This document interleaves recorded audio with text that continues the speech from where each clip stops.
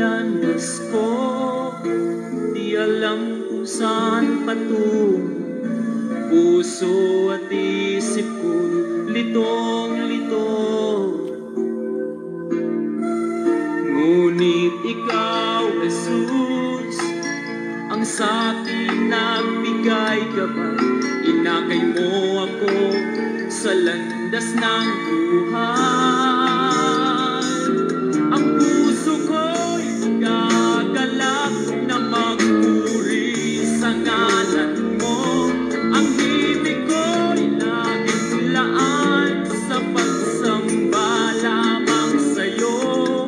Tunay ngang dakila ka, O Diyos, sa buhay kong ito.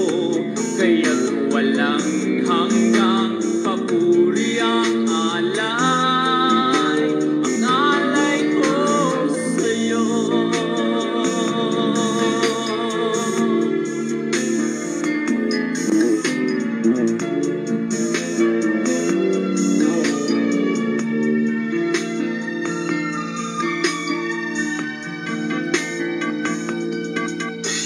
Ang buhay ko ngayon payapa at mayroong kulay, pinatawad at pinagumong tunay. Tanging ikaw, Jesus, ang aking pag-asang taglay. Sa pagsubok man, ikaw ang karaman. Ang puso ko'y nagagalak na magpuri sa ngalan mo. Ang himig ko'y naglaan sa pagsamba lamang sa'yo. Tunay ngang dakila ka, O Diyos, sa buhay kong ito. Kaya't walang hanggang papuri ang alay. Ang puso ko'y nagagalak na magpuri sa ngalan mo. Ang himig ko'y naglaan sa pagsamba lamang sa'yo. Tunay ngang dakila ka, O Diyos, sa buhay kong ito. Kaya't walang hanggang papuri ang alay.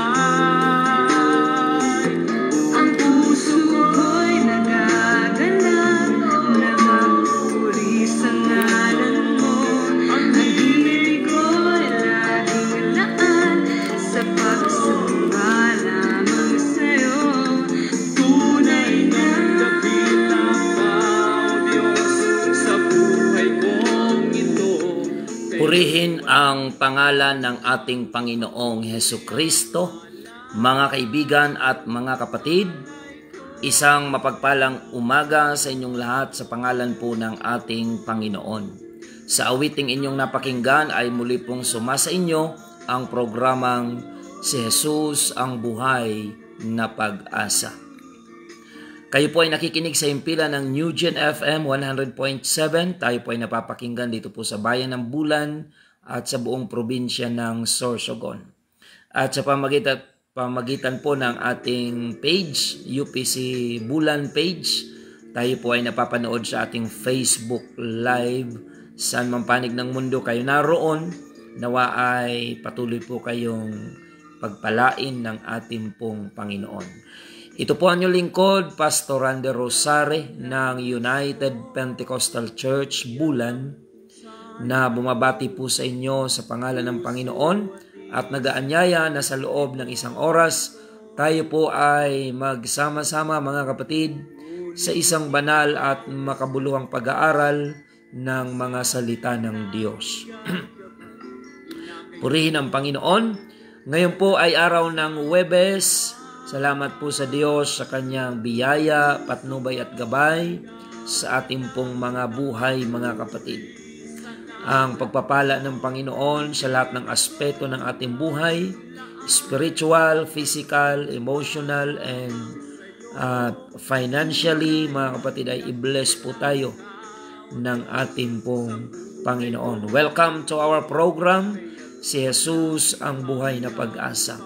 Ang programang ito ay araw-araw po nating napapakinggan dito po sa radyo, sa himpilan ng New Gen FM 100.7. Yan po ay hatid sa inyo ng United Pentecostal Church Bulan, na kung saan tayo po ay patuloy na inaakay sa paglilingkod sa ating pong Panginoon. Yamang alam po natin na ito ang pinakamahalagang investment para sa ating kaluluwa. Ito po ay spiritual investment na kapag binigyan natin ng pansin sa ating buhay, ang benepisyo nito ay pangwalang hanggang kaligtasan, mga kapatid. So, this program is purely spiritually motivated, na ang layunin po natin ay ipaglingkod sa ating mga kababayan ang mga bagay na espiritual upang mailapit tayo sa presensya at paanan ng ating pong Panginoon. To God be the glory. Patuloy po tayo, mga kapatid, sa ating programa, Si Jesus ang Buhay na Pag-asa. Batiin po natin ang ating mga kababayan dito po sa Bayan ng Bulan, sa 63 barangay na sakop ng Bulan. Pagpalain po kayo ng ating Panginoon. Kahapon ay galing po kami dyan sa coastal barangay ng Aguinaldo.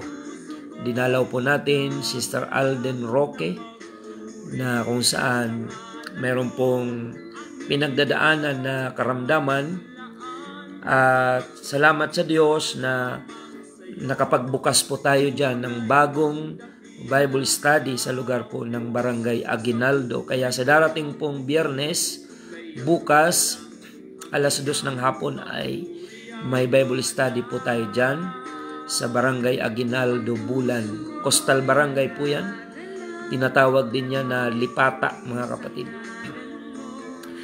Tuloy po tayo at batiin natin ang ating mga kapatiran sa 3 congregation na ating pong pinangasiwaan sa tulong at biyaya ng ating Panginoon. Good morning sa ating mga kapatiran dyan sa ating congregation sa UPC Magsaysay, Bulan.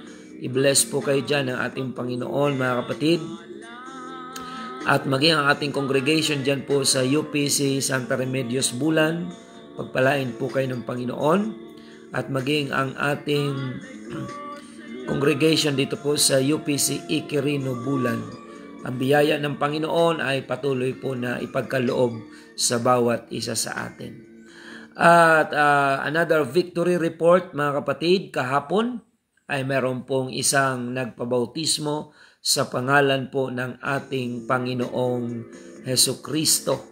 Salamat po sa Diyos, mga kapatid.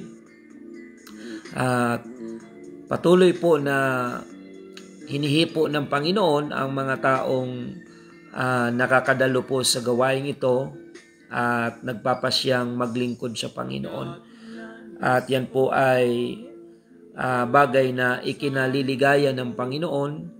Bawat kaluluwa na nanunumbalik sa Kanya, nagsisisi at nagpapasyang maglingkod ay sabi ng Biblia, thousands of angels are rejoicing in heaven together with the Lord.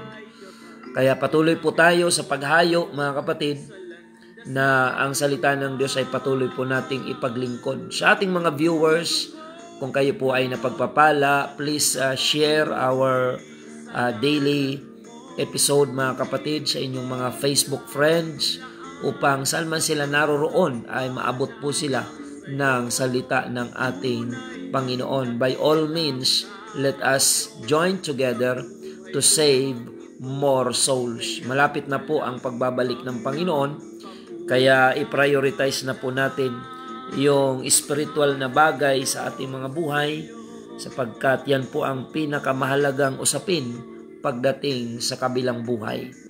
Hindi na po material ang usapin doon, kundi spiritual po ang mahalaga pagdating sa harapan ng ating Panginoon.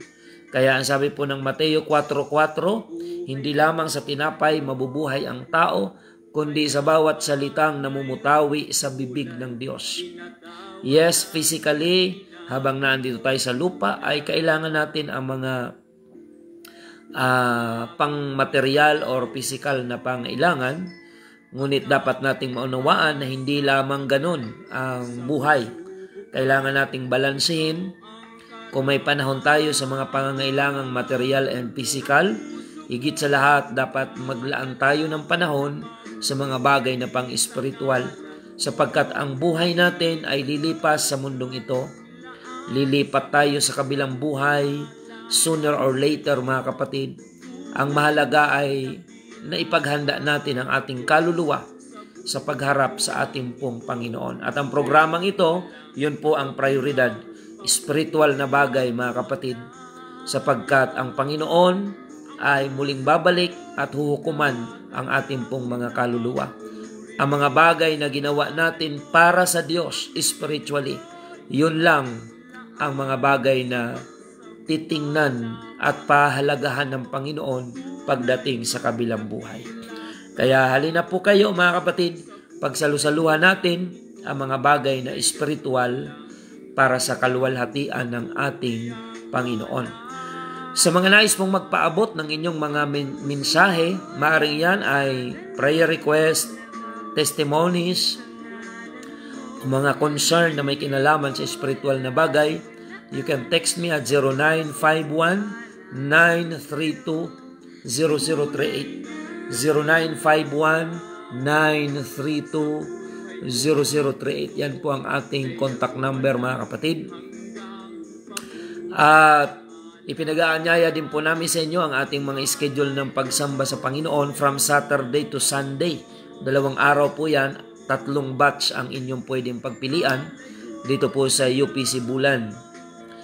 Ang araw po ng Sabado, meron po tayong pagsamba dyan sa ating congregation sa UPC sa UPC Magsaysay Bulan.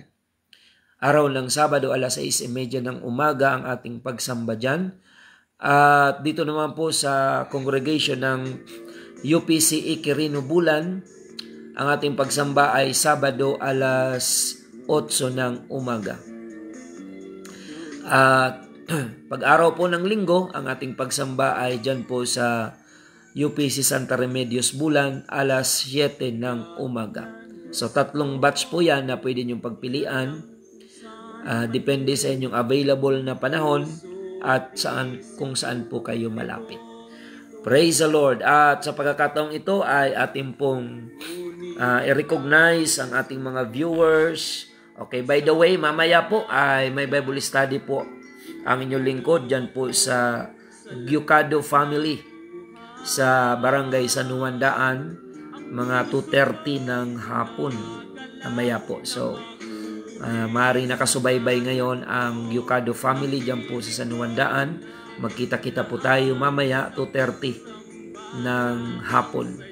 Praise the Lord. At sa pagkakataong ito, ating pong i-recognize, mga kapatid, ang ating mga viewers online. Sister Isabel Espirito, thank you for watching. Brother Dario Tobias, thank you. Sister Jane Ioy and Sister Ruth, good morning. Diyan po sa inyong tahanan, pagpalain kayo ng Panginoon. At batiin din natin ang Gotis family diyan po sa Barangay Aquino, si Sister Erlinda and Brother Pando Gotis, maging ang D family, si Brother Raymar and family, ang Griego family. Good morning po sa inyo diyan. Pagpalain po kayo ng ating Panginoon. Si Brother Louis Gotis and family, good morning po sa inyo diyan. At maging si Tom Panlubasan Lazo, thank you for watching. Sister Helen Ditera, si Pastora Sheila May Piñaranda sa UPC Sabah, Malaysia. Pagpalain po kayo dyan ng Panginoon. Sister Ellen Del Rosario, thank you for watching. Maging si Brother Mugay Arisga, thank you for watching, kapatid. Parang nasa barko ito. Pagpalain po kayo ng ating Panginoon. Sister Maricho Albao sa Masbate, thank you for watching. Si Brother Andy Orozco, thank you for watching. Sister Yuli Albao, Sister Eleanor Gyucado, dyan po sa Nuandaan, good morning po sa inyo. Sister Beth Frenila, good morning. Sister Rebecca Montemor, good morning. Sister Christy Desuyo, dyan sa Bacon, Sorsogon. Sister Cristita Bugayong, thank you for watching. Pakishare na lang po, mga kapatid. upang marami pa po ang maabot na mga kababayan po natin. Sister Evelyn Valencia Punsalan, watching from Palau. Sister Aida Ramos, thank you for watching. Sister Leticia Garland, thank you for watching. Sister Juliana Alde Pagasartonga, thank you for watching po. Sister Brother Serafin Akiwo, Brother Oli, and Sister Laura Gumban. Praise the Lord.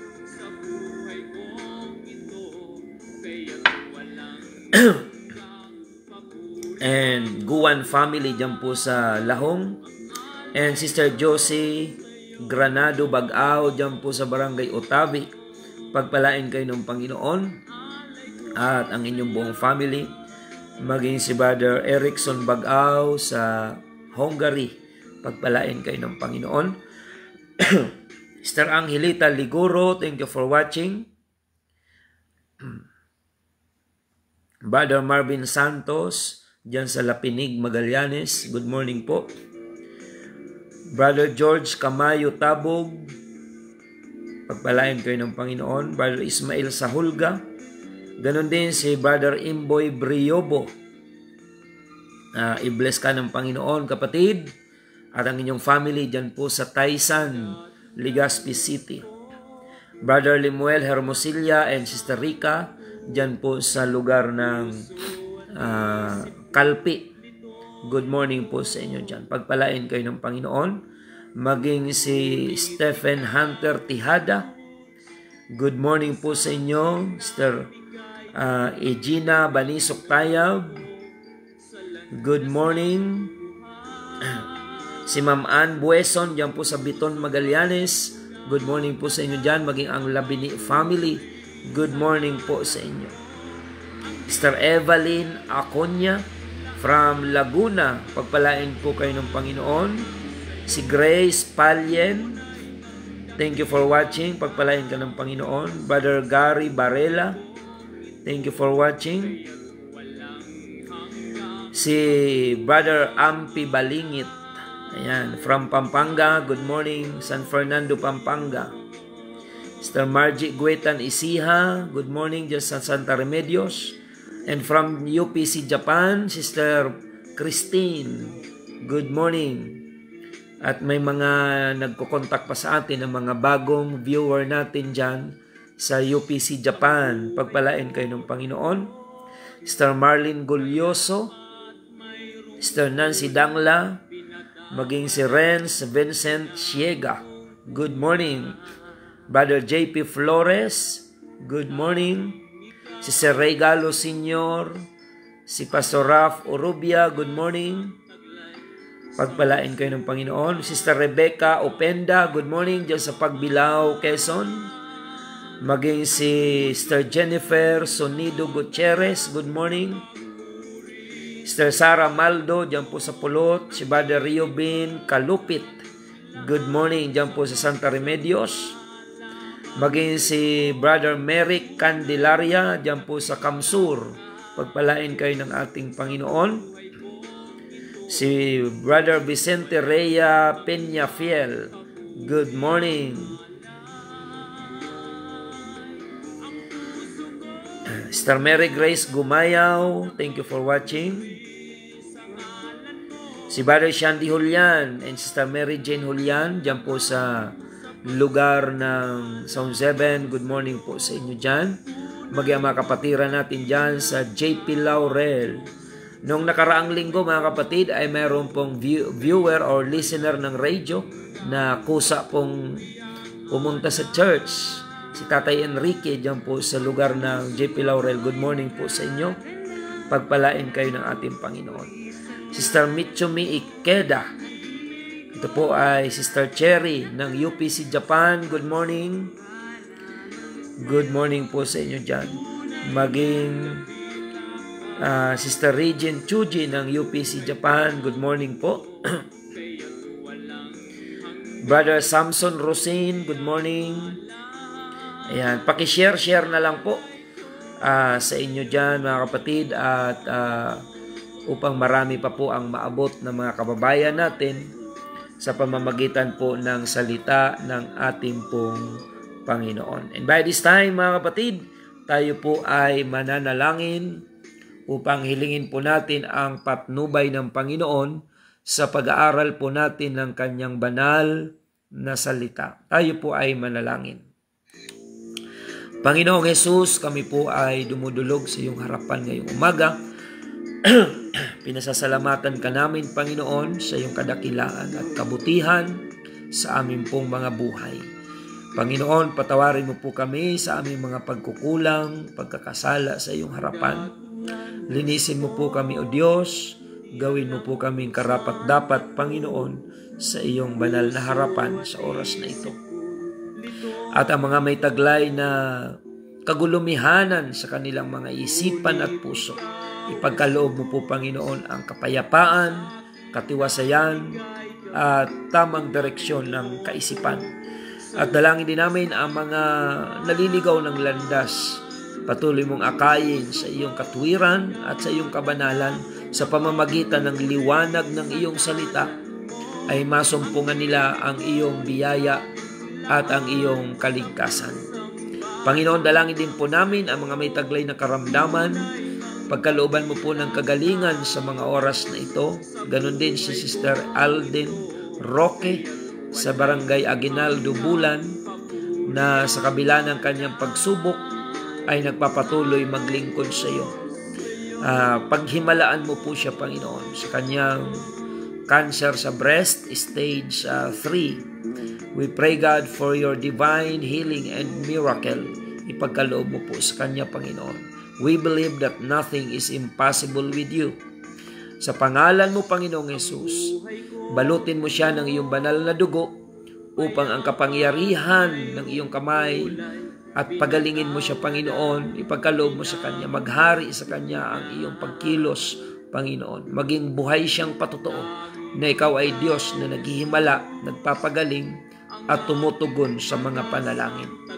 At lahat na may mga taglay na karamdaman ngayon, si Tatay Nestor Gocoyo, pagkalooban mo po ng kagalingan sa oras na ito. In the name of Jesus Christ. At lahat ng mga may taglay na karamdaman na sumasabay sa panalangin, pagkalooban mo po ng katugunan sa mga oras na ito. In the name of Jesus Christ, hallelujah. Inaangkin namin ang iyong pagkilos at ipinagkakaloob namin sa iyo, Panginoon, lahat ng papuri, pagsamba at pagluwalhati. In the name of our Lord Jesus Christ, we pray. Amen and amen.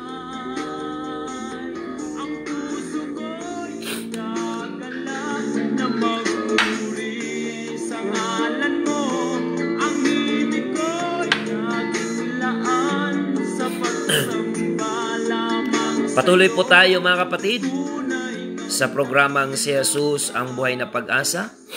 At sa pagkakataong ito, tayo po ay dadako na sa paghahayag ng salita po ng ating Panginoon. Purihin ang Diyos, mga kapatid. At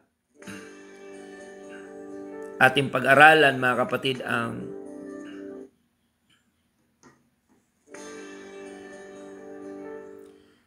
mensahe ngayong umaga. Buksan po natin ang ating banal na kasulatan, mga kapatid. Dito po sa aklat ng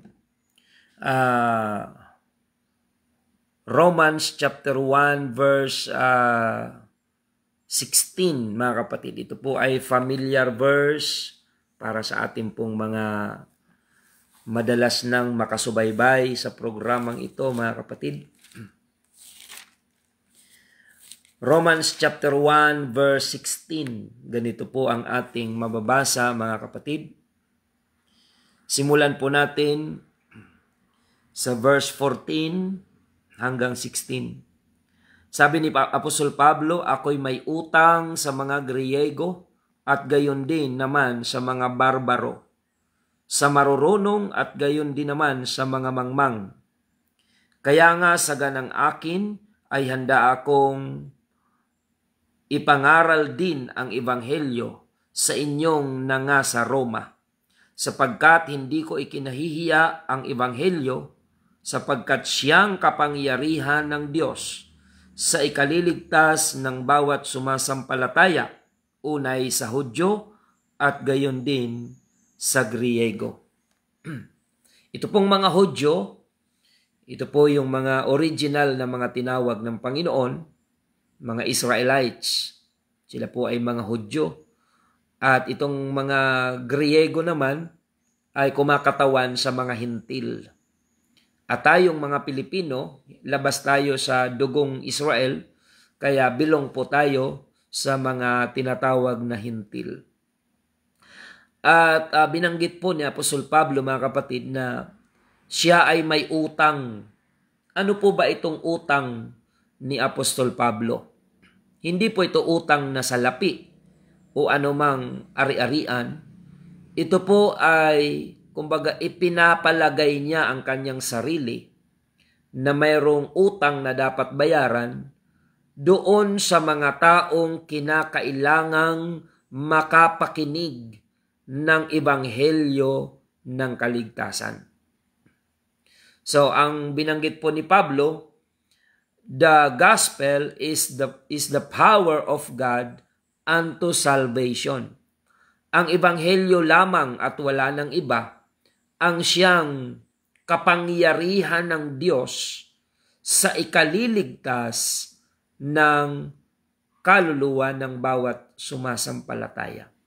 Kaya naman, ramdam po ni Apostol Pablo yung urgency na maipangaral ang salita ng Panginoon or the gospel, kahit ito yung naging mitsa ng kamatayan ni Pablo.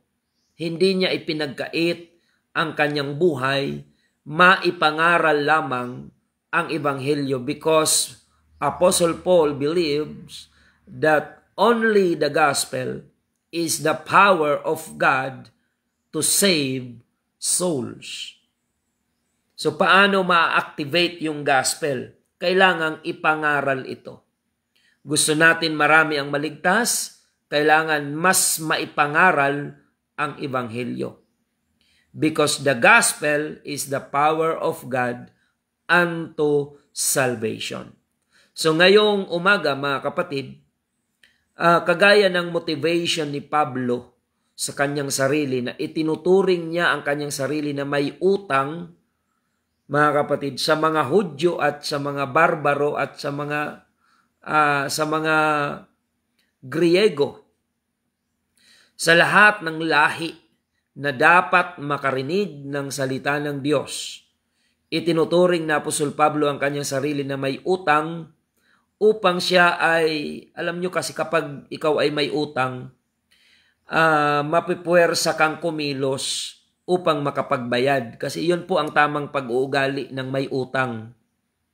Na napipressure ka dahil may utang ka, kaya kikilos ka at kikilos para mabayaran mo yung pagkakautang mo.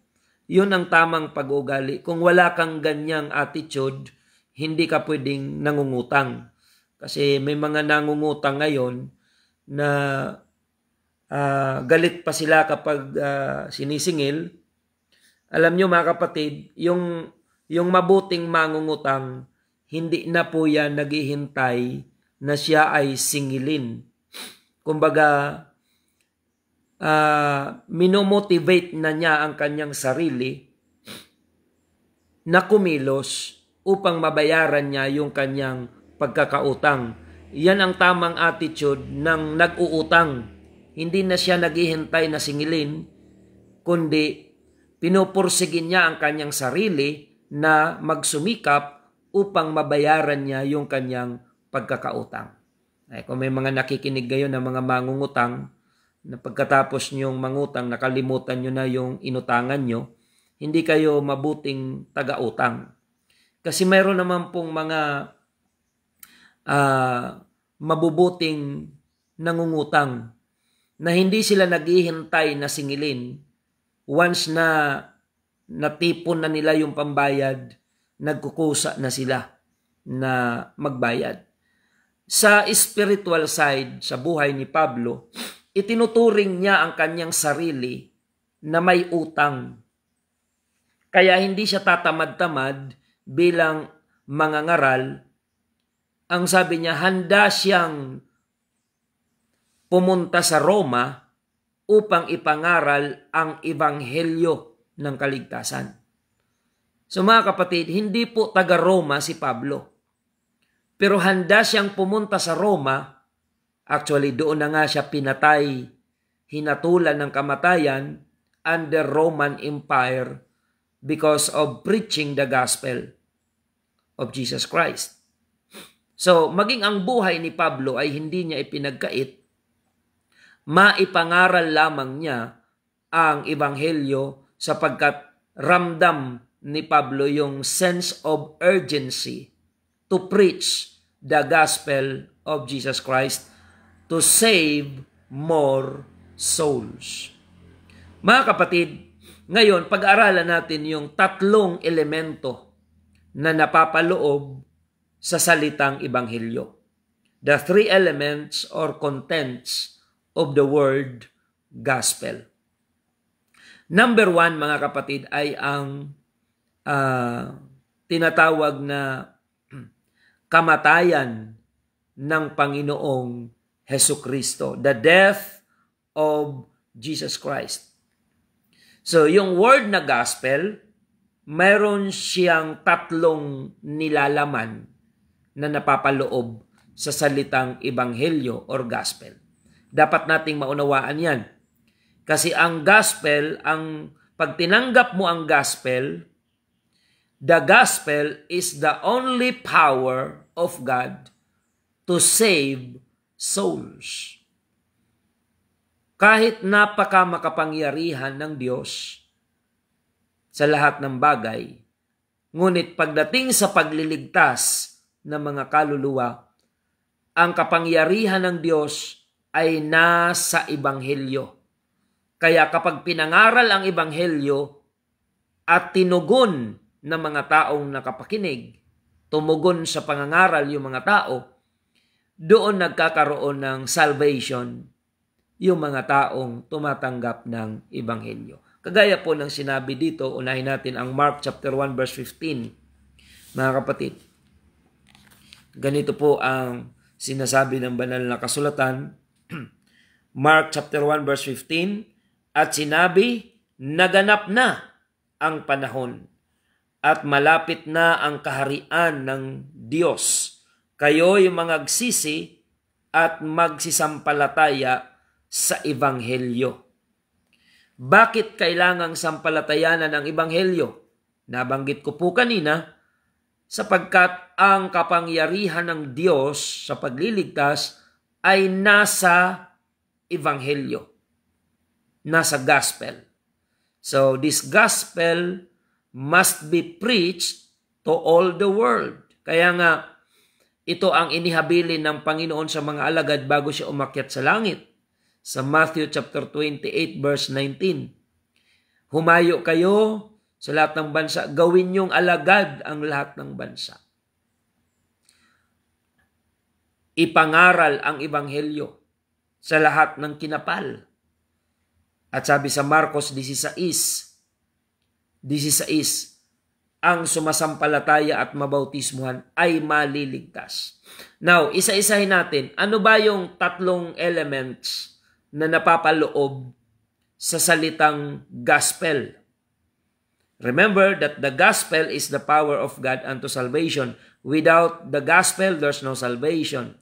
Mga kapatid, ang tatlong elemento na ito ay una, yung death of Jesus Christ. Ang kamatayan ng Panginoong Hesukristo. Yan ang unang nilalaman ng tinatawag na ebanghelyo. Basahin natin ang Romans chapter 5 verse 8. Datapwat ipinagtatagubilin ng Diyos ang kanyang pag-ibig sa atin na nang tayo'y mga makasalanan pa, si Kristo ay namatay dahil sa atin. So maliwanag mga kapatid, na ang kamatayan ng Panginoong Hesukristo ay para sa atin at dahil sa atin. He died in order for us to live He became poor in order for you and me to be rich. Maging mayaman sa espiritual at sa lahat ng aspeto ng ating pamumuhay. Si Jesus Christ na mayaman ay nagpakadukha upang tayong sumasampalataya sa Kanya ay magsiyaman sa lahat ng aspeto ng ating buhay.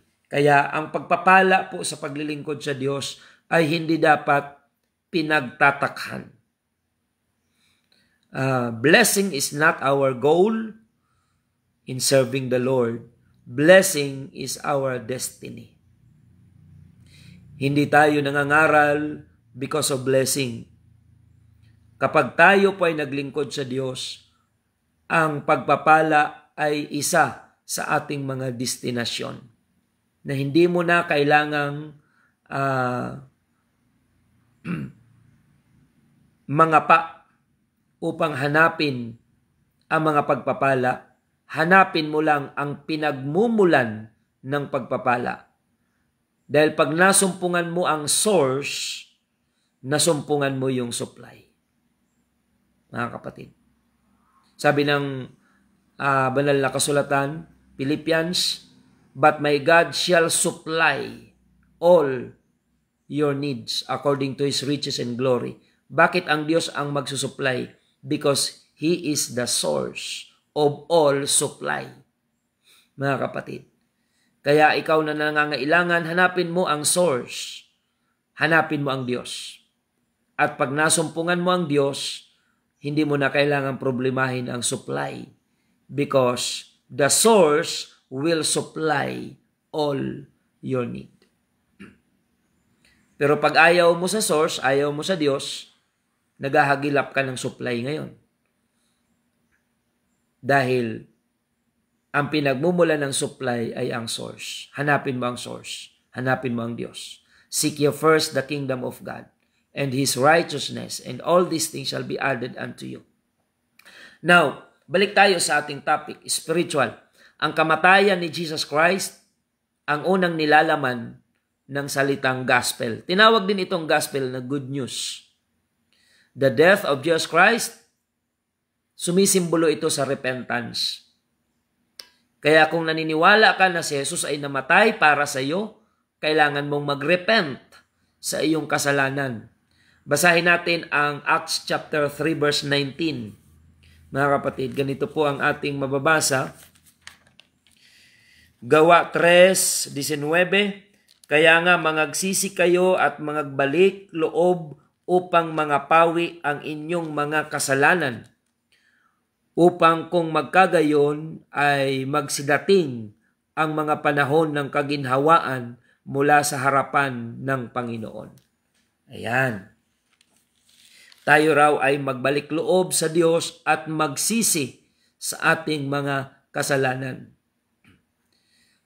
Ang kamatayan ni Jesus Christ ay sumisimbolo sa repentance na ginagawa ng taong nanunumbalik sa Diyos. Hindi ka pwedeng makapanumbalik sa Diyos na hindi ka magre-repent sa iyong kasalanan. If you want to receive the real forgiveness, kailangan meron kang real repentance sa harapan ng ating Panginoon. So yan ang unang nilalaman ng Ebanghelyo, ang kamatayan ni Jesus Christ na simbolo ng pagsisisi. Pangalawang content ng salitang gospel ay ang burial of Jesus Christ. Pagkalibing. Ano ang simbolo nitong pagkalibing ni Jesus Christ? Basahin natin ang Mark 16:16. Ang sabi po dyan, ang sumasampalataya at mabautismuhan ay maliligtas. He that believeth and is baptized shall be saved. Yung ibang pananampalataya, ganito nila ini-interpret ang Biblia. Manampalataya lang daw, ligtas na, at sa kanilang kalaunan, babautismuhan. Para sa kanila, walang kinalaman ang bautismo sa kaligtasan. Pero pag inulit-ulit natin ang Mark 16:16, ang sumasampalataya at mabautismuhan ay maliligtas. Hindi ka tatanggap ng kaligtasan kung nanampalataya ka lang at hindi ka nabautismuhan. Sapagkat sa bautismo, diyan nahuhugasan ang ating kasalanan, kaya dinideclare kang pinatawad ng Diyos. Upon baptism, water baptism, people receive the real forgiveness of sin. Kaya sa United Pentecostal Church belief, according to what is written in the Bible, mga kapatid, ang pananampalataya na walang gawa ay patay sa harapan ng Panginoon. Kaya ang sumasampalataya at mabautismuhan, siya yung maliligtas. Word for word po yan. Mark 16:16. Hindi kagaya ng ibang mga pangkat ng pananampalataya na ang tinuturo nila sa kanilang mga nasasakupan, manampalataya lang di umano, ligtas na. At saka na lang babautismuhan. Hindi po ganyan ang sinasabi ng Marcos 16:16. Ang sumasampalataya, ligtas na, hindi pa. Ang sumasampalataya at mabautismuhan ay maliligtas. Kaya kung may pananampalataya ka, kapatid, at hindi ka pa nagpapabautismo, hindi pa kompleto ang kaligtasan sa buhay mo. Kailangan mong kompletuhin yan. He that believeth and is baptized shall be saved. Yung bautismo sa tubig, na yan po ay originally immersion. Inilulubog sa tubig yung binabautismuhan. Kahapon nagbautismo po tayo, mga kapatid. Good morning kay Sister Ronalyn, ang ating newly baptized sa church. Ang bautismo ay sumisimbolo ng burial o paglibing kay Jesus Christ. Di ba si Jesus Christ ay namatay at muling nilibing? O namatay at inilibing? Rather, siya po ay namatay at inilibing. Hindi nauna ang paglibing bago siya mamatay. May proseso yan. Kailangan mamatay muna bago ilibing. Kasi hindi ka pwedeng ilibing na hindi ka papatay. Ang kamatayan ni Jesus Christ ay simbolo ng repentance, at kapag ikaw ay nagsisi na sa kasalanan mo, simbolo ng kamatayan, kailangan mong ilibing. Burial of Jesus Christ, simbolo ng baptism sa tubig, kagaya ng sinasabi ng Romans chapter 6. Tingnan natin ang talatang ito, mga kapatid, verse number 3. O hindi ba ninyo nalalaman na tayong lahat ng mga nabautismuhan kay Kristo Jesus ay nangabautismuhan sa kanyang kamatayan? Tayo nga ay nangalibing nakalakip niya sa pamamagitan ng bautismo sa kamatayan, na kung paanong si Kristo ay nabuhay na maguli sa mga patay sa pamamagitan ng kaluwalhatian ng Ama, ay gayon din naman tayo'y makalalakad sa panibagong buhay. Ayun, mga kapatid. Maliwanag po. Tayo'y nangalibing nakalakip niya sa pamamagitan ng bautismo. Kaya yung nagsisi, dapat bautismuhan. Kasi katulad yan ng namatay na dapat ilibing. Ang hindi pa nagsisisi, hindi pa pwedeng bautismuhan. Dahil kung paanong kapag hindi ka pa namamatay, hindi ka pwedeng ilibing. Ganun po, kaliwanag yan, mga kapatid. So yung burial of Jesus Christ, second content of the gospel, symbolizes, mga kapatid, the water baptism in the name of our Lord Jesus Christ. And the last content of the word gospel is the resurrection of Jesus Christ, na sumisimbolo ito sa Holy Ghost baptism or pagtanggap ng banal na Espiritu. Dapat kompleto po yan. Ang content ng gospel na ikaliligtas natin, death of Jesus Christ, simbolo ng repentance, burial of Jesus Christ, simbolo ng water baptism, and the resurrection of Jesus Christ, simbolo ng Holy Ghost baptism. In John chapter 3 verse 5, tingnan po natin ang talatang ito mga kapatid. Juan 3:5. Ganito po ang ating mababasa. Sumagot si Jesus, katotohanan, katotohanan sinasabi ko sa iyo, maliban na ang tao'y ipanganak ng tubig at ng espiritu, ay hindi siya makapapasok sa kaharian ng Diyos. Except a man be born of water and of the Spirit, he cannot enter into the kingdom of God. Maliwanag po yan. Kung hindi ka ipinanganak sa tubig, bautismo, at ipinanganak sa Espiritu, Holy Ghost baptism, you are not qualified to enter into the kingdom of heaven. Except a man be born of water and, not or, and of the Spirit.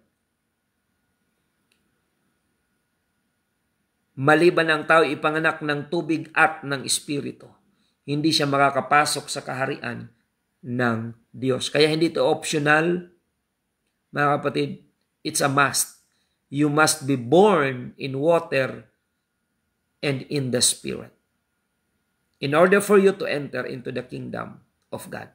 Walang ibang paraan except a man be born of water and of the Spirit. Pag sinabing maliban, walang ibang paraan. Yun lang. No other option but to be born in water and in the Spirit. Praise the Lord, mga kapatid. Acts chapter 1 verse 8, ang sabi po dyan, but you shall receive power after that the Holy Ghost is come upon you, and you shall be witnesses unto me both in Jerusalem, and in all Judea, and in Samaria, and unto the uttermost part of the earth. Tatanggapin ninyo ang banal na Espiritu, ang kapangyarihan pagdating sa inyo ng banal na Espiritu. At kayo magiging mga saksi ko sa Jerusalem, buong Judea at Samaria, hanggang sa kahuli-huliang hangganan ng lupa. Purihin ang Panginoon. Paano napuspos ng Holy Ghost ang mga unang alagad ni Kristo? Pag-aralan natin yan. Nung panahon ng Pentecostes. Kaya tayo po ay tinatawag na Pentecostal because we experienced the same experience of the disciples during the day of Pentecost. Approximately 33 AD. On the day of Pentecost, in the book of Acts chapter 2, ganito po ang pangyayari kung paano sila napuspos ng Holy Ghost o paano sila nabautismuhan sa Espiritu Santo ang mga alagad at including Mary, the mother of Jesus Christ in the flesh. Acts chapter 2 verse 1, at nang dumating nga ang araw ng Pentecostes, silang lahat ay nangagkakatipon sa isang dako. At biglang dumating mula sa langit ang isang ugong na gaya ng sa isang humahagibis na hanging malakas at pinuno ang buong bahay na kanilang kinauupuan. At sa kanila ay may napakitang mga dilang kawangis ng apoy at nagkabahabahagi at dumapo sa bawat isa sa kanila. At silang lahat ay nangapuspos ng Espiritu Santo at nangagpasimulang magsalita ng iba't ibang wika ayon sa ipinagkakaloob ng Espiritu na kanilang salitain. Ayan. Maliwanag po yung karanasan ng mga alagad. Galing po yan sa pangako ng Panginoon doon sa Joel 2:28 that in the last days God will pour out His Spirit upon all flesh. At naganap po yan for the first time, mga kapatid, yung tinatawag din niya na birth of the church on the day of Pentecost. Kaya yung karanasan ng mga alagad sa araw ng Pentecostes, yun din po yung karanasan natin ngayon ng mga tinawag na Pentecostal. The same amount of God's power, mga kapatid, yung experience with speaking in tongues, na hindi po yan scripted, kundi yan ay pinagkakaloob daw ng Espiritu Santo. Hindi ang kaloob ng makataong talento, mga kapatid. Yan ay kaloob ng Espiritu Santo. May mga grupo ng pananampalataya na hindi sila naniniwala sa speaking in tongues. Nasa Bible po yan. Naranasan niya ng mga alagad. Ba't di nyo pinaniniwalaan? Yan ay naranasan ng mga apostoles at sinabi ng Biblia na yan ay kailangang maranasan. Because except a man be born of water and of the Spirit, he cannot enter into the kingdom of God. So maliwanag po yan mga kababayan, mga kapatid. So yan po yung tatlong contents ng salitang gospel na dapat makumpleto sa iyo para masabi mo na tinanggap mo ang gospel. Mga kapatid, ang pagtanggap ng gospel ay hindi lang pagsabi ng amen or pagtango. When you say receiving the gospel, mga kapatid, pag sinabing tinanggap mo ang gospel, naranasan mo yung tatlong nilalaman ng ebanghelyo. Ano yon? Death of Jesus Christ, simbolo ng repentance. Burial of Jesus Christ, simbolo ng water baptism. And the resurrection of Jesus Christ, simbolo ng Holy Ghost baptism. Tatlong nilalaman ng salitang ebanghelyo. Kailangan maranasan mo para masabi mo na tinanggap mo ang gospel. Because the gospel is the power of God unto salvation. Purihin ang pangalan ng ating Panginoon. So yan mga kapatid ang ating natalakay ngayong umaga. And I hope na may naunawaan po tayo mga kapatid. Tayo po ay mananalangin sa pagtatapos po natin ng ating mga kapatid. Bago tayo magtapos, pakishare-share lang po ng ating episode ngayong umaga, mga kapatid, upang mas marami pa po ang maabot ng salita ng Panginoon. At doon sa mga nakarinig na nito before, review natin ito para alam nyo how to explain to others, mga kapatid. Mas nauulit, mas makakabisado nyo po ito. Dahil ang purpose ng ebanghelyo ay para lang maibahagi natin ito sa iba pagkatapos na maunawaan natin sa ating sarili. So yan ang purpose ng pagtalakay na ito mga kapatid. Salamat po sa inyong lahat at sa mga nais pong magpaabot ng inyong mga prayer request, testimonies kung paano kayo napagpapala. You can text me at 0951-932-0038 0951-932-0038. At mamayang alas 2 ng hapon ay may Bible study po tayo dyan sa Barangay San Juan Daan sa Diocado Family. At we invite you to attend. Kung kayo ay taga riyan sa San Juan Daan, sama-sama po tayo mamaya. Alas 2:30 ng hapon ang start ng ating pong gawain. Pagpalain kayo ng Panginoon mga kapatid. Sumayin nyo ang kagalakan sa paglilingkod sa Diyos. At patuloy po tayo na mag-akay ng mga kaluluwa and let us share the gospel because the gospel is the power of God unto salvation. Salamat po sa inyong lahat. Ito po ang inyong lingkod, Pastor Randy Rosari ng United Pentecostal Church Bulan, na nagpapasalamat sa inyong pagsubaybay at lagi nating tandaan mga kapatid na tanging si Jesus lamang po ang ating buhay na pag-asa. Mayroong kulay, pinatawad at pinagumong punan. Tanging ikaw, Jesus, ang aking pag-asang taglay. Sa pagsubok man, ikaw ang